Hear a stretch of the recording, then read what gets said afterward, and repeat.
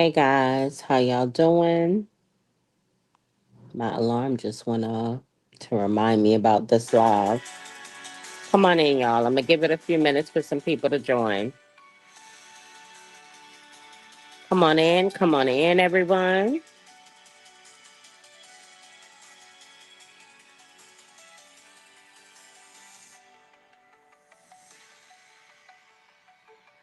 Let me do a quick sound check.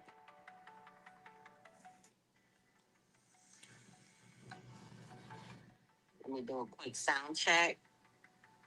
We doing good on sound. Come on in, guys. Come on in. Welcome all. Welcome all. It is June 22nd, 2025.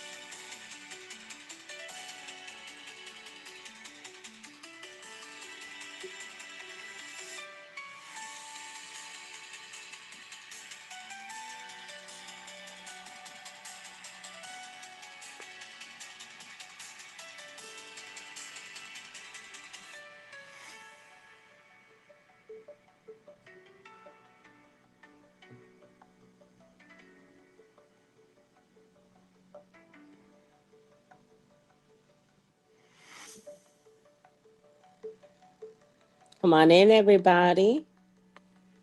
Welcome to the stream. Welcome to the live. Welcome to the chat. Hey, y'all.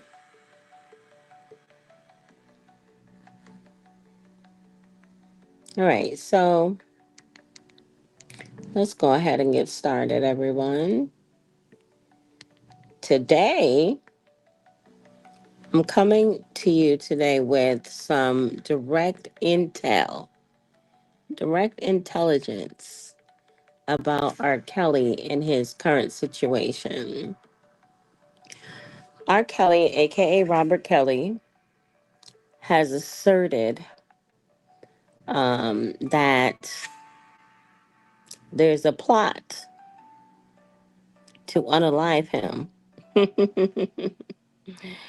There's this big old plot by the federal government or guards within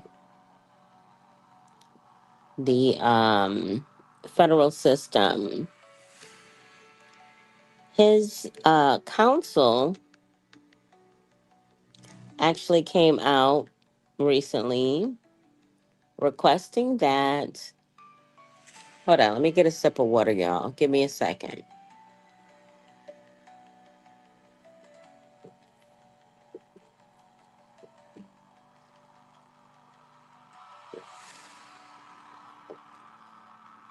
I'm thirsty. Oh, thank you. I needed that. I really, really needed that water. But all right. So recently, R. Kelly's attorneys came forward with allegations regarding a fear for his life because of claims of a unaliving plot. Kelly's lawyers have claimed that prison officials orchestrated a plot to unalive him, including recruiting a white supremacist to carry out prosecutors to carry it out. Prosecutors have dismissed these allegations as deeply unserious and repugnant. Okay? There has been a recent denial of release to home confinement. A federal judge actually denied Kelly's recent emergency motion for release to home confinement, citing a lack of jurisdictional basis for such a release, as his lawyers intend to attempt to get his convictions vacated. Kelly's lawyer has stated they will file a new motion to vacate his Chicago convictions based on newly discovered evidence.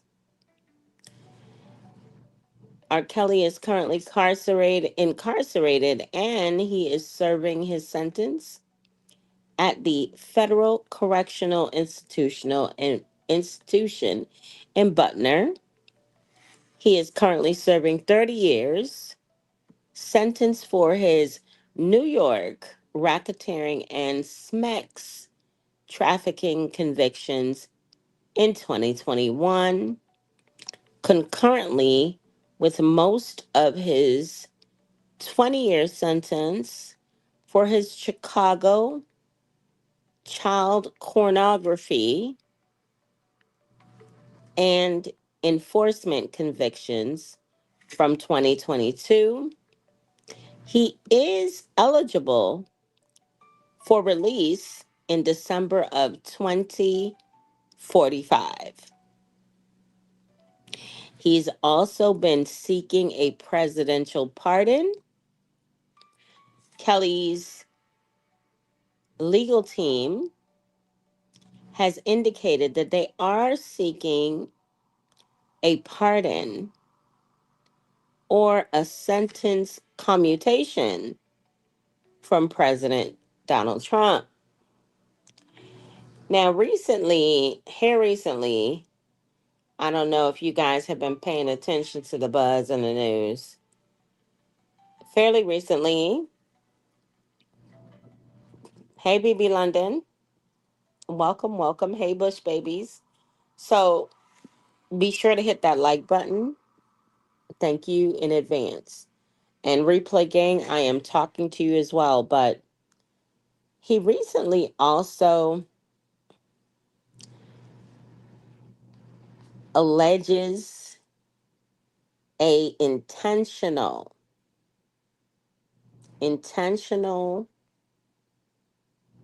attempt on his life by way of an overdose of his anxiety medication. And I just wanted to kind of come up here and let you guys know a little bit of intel that I personally have from an insider at that particular facility, Butner.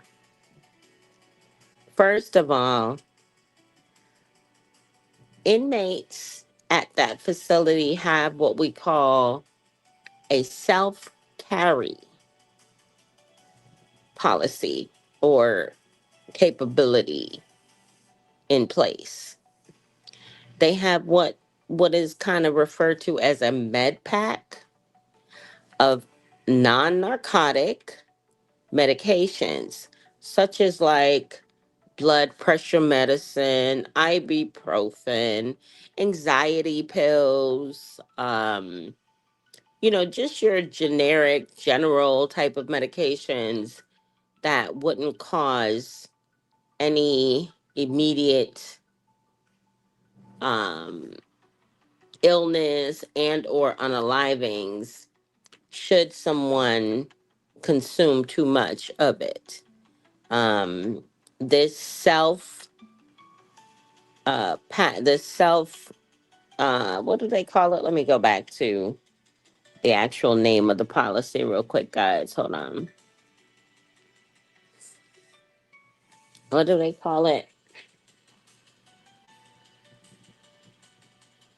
And all this information, by the way, while I do have information, this information is also readily available. You can Google it yourself. Please, you do not have to trust me in what I'm saying, but it's called self carry within the federal system. So, this self carrying policy extends to inmates that, clearly have been evaluated for a level of like, okay, they're with it, they understand these medications for their pressure, high blood pressure, or anxiety, and other non life threatening ailments, they can keep on them so that they can actually go ahead and take these as needed. You know what I'm saying? So it's funny to me because with that policy in place, R. Kelly actually alleges that he received too much of his anxiety medication. That's his allegation, that he was given too much of that medication by prison officials. But with the self carry policy in place that's there, he would have been the one in possession of said medication. So he would be the one who would have administered as well as potentially consumed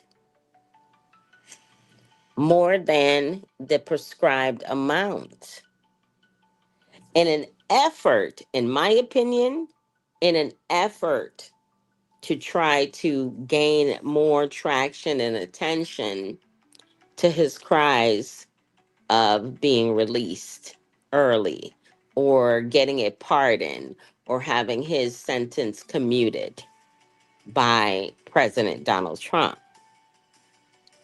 I think that at this juncture, with him going through, he has gone through the appeals process. And I think he has come to the realization that he will be serving his time in a federal complex as sentenced by the Southern District of New York. Well, actually, in his case, it was the Eastern District of New York. So I feel that he's at the point where it's finally setting in for him. He's finally coming to the realization that I'm going to be here for a while. I'm not eligible for release until 2045. And I'm just going to tell you honestly, that's enough to drive someone to do whatever is necessary to get out. It's further kind of concerning because he was recently hospitalized and due to an alleged overdose.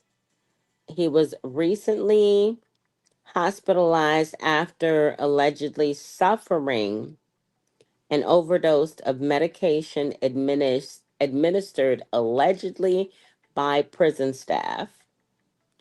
Then, according to reports, he was forcibly removed from the hospital despite doctors' recommendations for a 7-day stay and scheduled surgery for blood clots. R. Kelly was reportedly removed from the hospital allegedly by prison staff. Now, and I'm saying allegedly. I'm saying allegedly.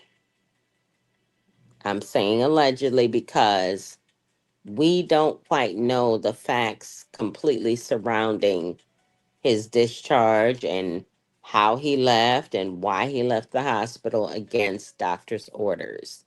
And generally, if an individual leaves the hospital against doctor's orders, it's usually up to the patient. It is not up to an outside source and or party. Usually, generally up to the patient to sign themselves out unless they are mentally incapable of making those types of decisions. Okay? So, I just want to let y'all know he's lying. He's creating all of these hysterics and all of these different narratives, going as far as to self medicating himself in an effort to gain attention from the current president in an attempt to get a pardon or get his sentence commuted. Um, I will be paying close attention to this particular situation surrounding R. Kelly as it develops because I'm sure that he's not going to stop making these attempts. I'm almost certain. And as far as I understand in speaking to someone who's actually within that facility, the white supremacy group that he's, saying is been hired to go after him, to unalive him, there's not even a huge presence on within that complex of the Aryan Brotherhood. There's barely any of them there. In addition to that, R. Kelly is well liked at that prison. He has a lot of friends within his unit and outside of his unit and on the yard. Nobody has any problems with him. Nobody's looking at him as as you would say in prison lingo, chomo. No one. Everybody enjoys his company. He sings on a regular basis. He entertains the inmates. Um, he's very pleasant. He's not disruptive. So it's just I smell I smell a lie.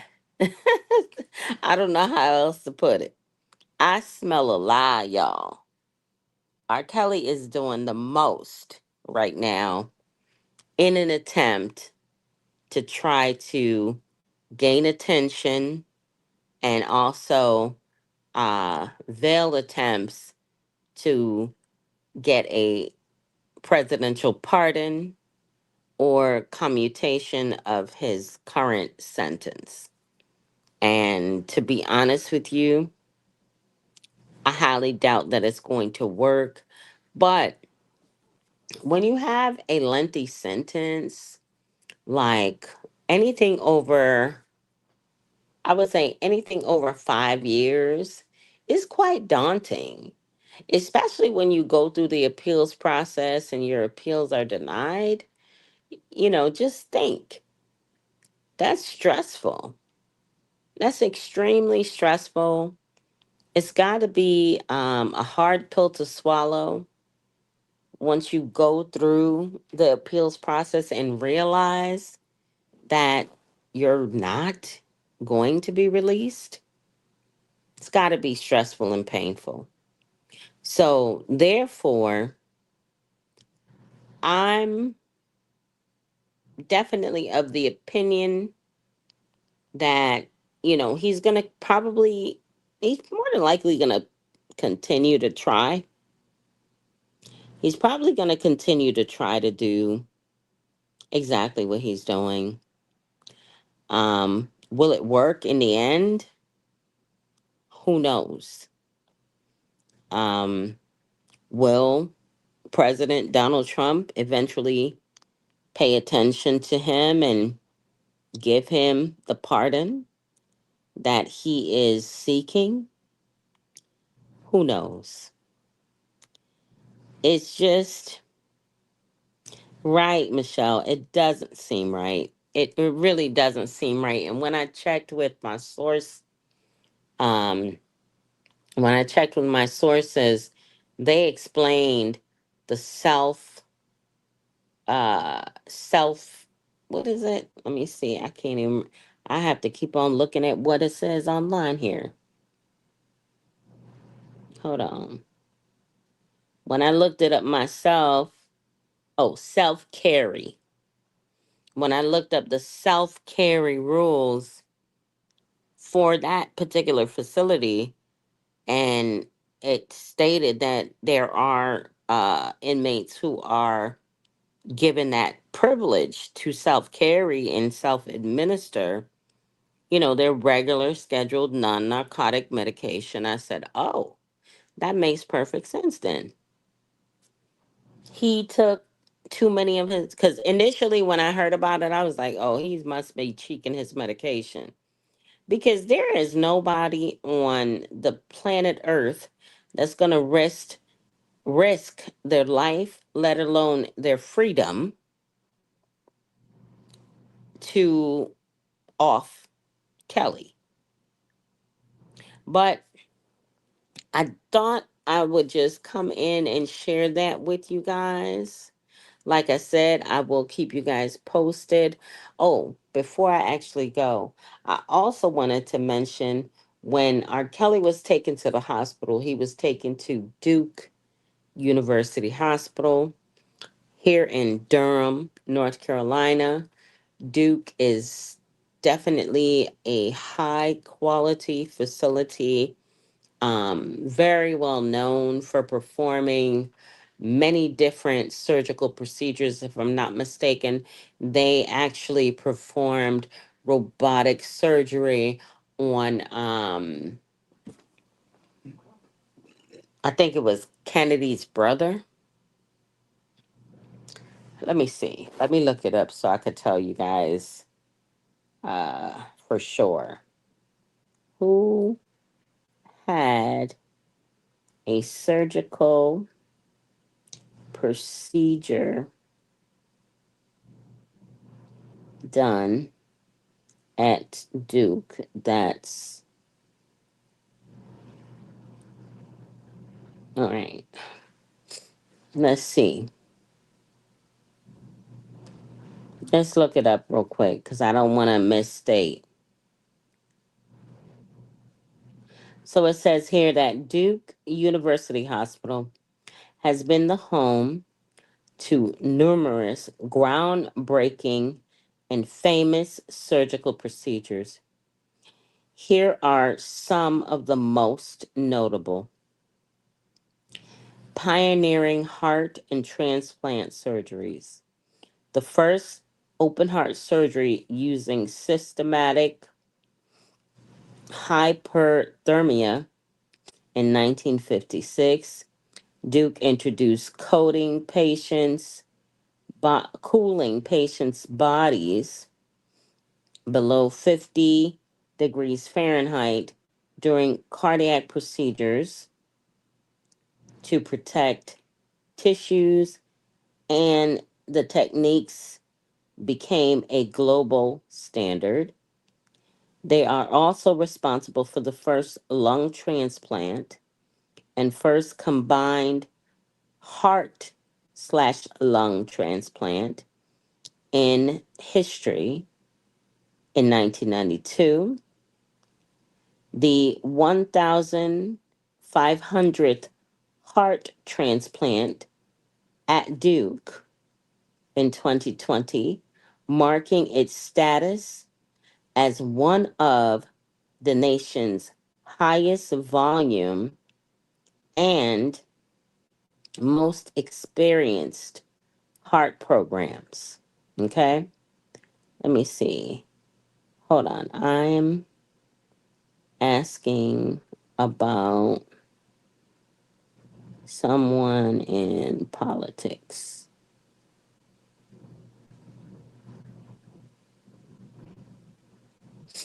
because I want to say it was Kennedy's brother or something. All right. So it says here,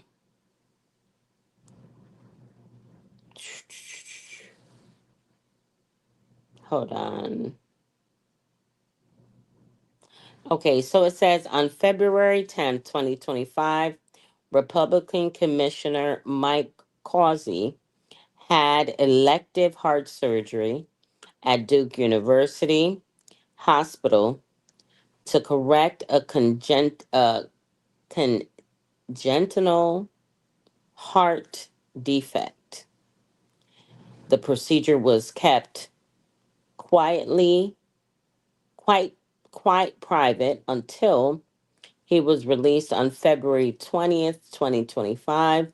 During his recovery, Causey remained in near daily contact with his department and successfully ran for a third term in November of 2024. Let's see. I'm trying to find, no, let me see. Didn't someone in,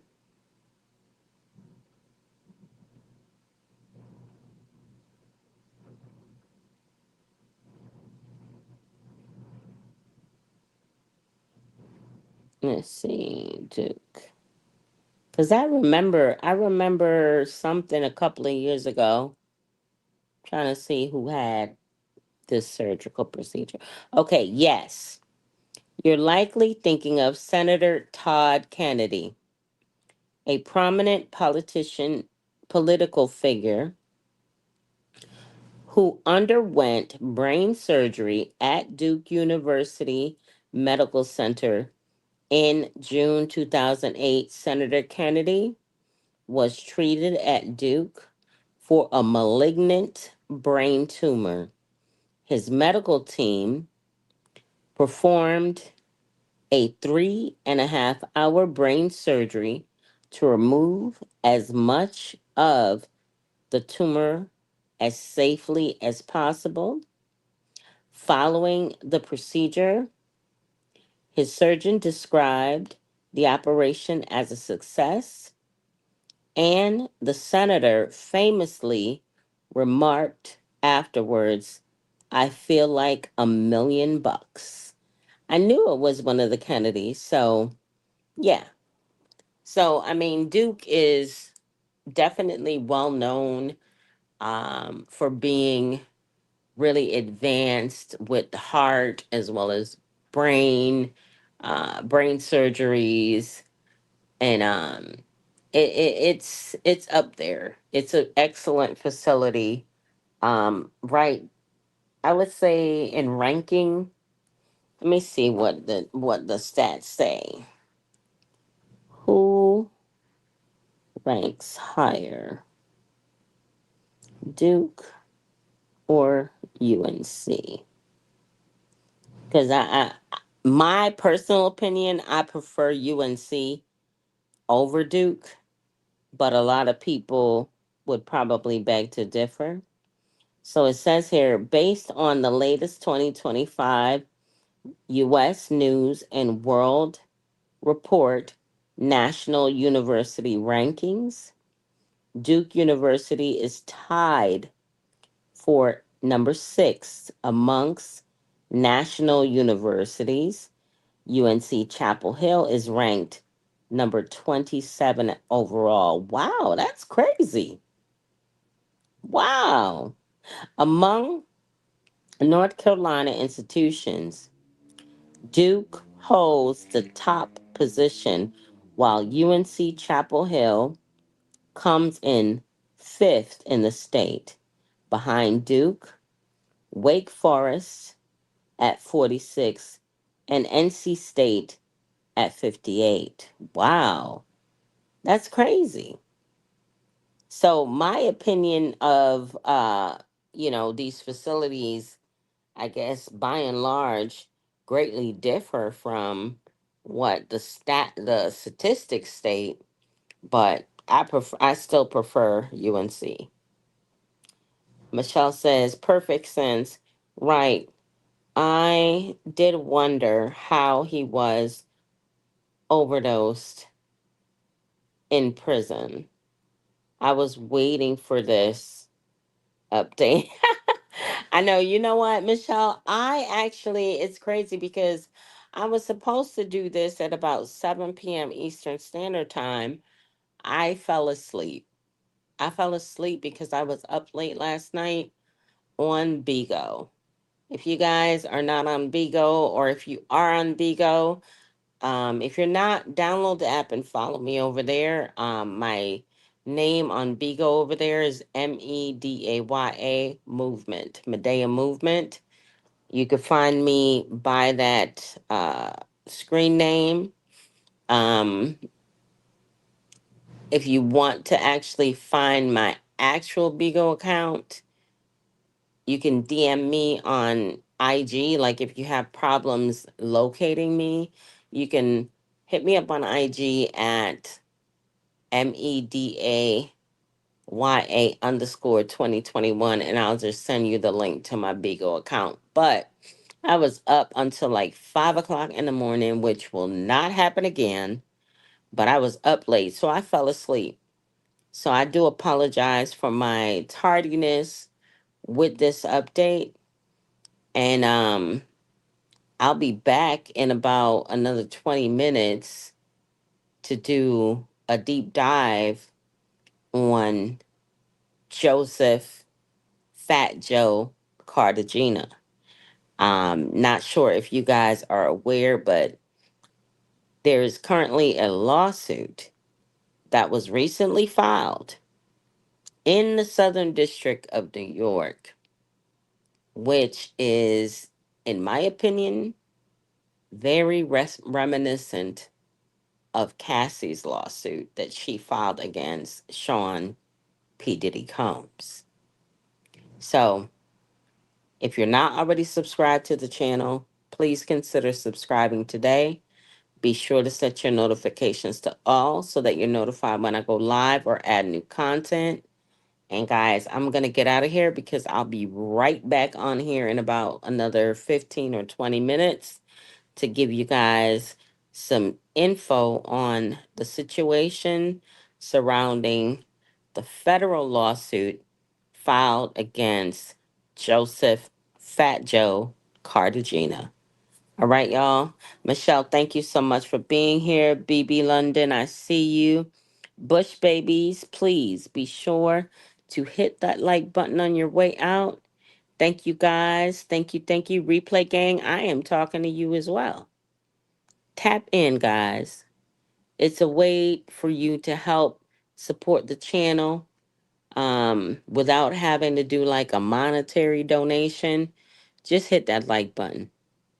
Tap in. Okay. Thank you guys. I'll catch you on the next one.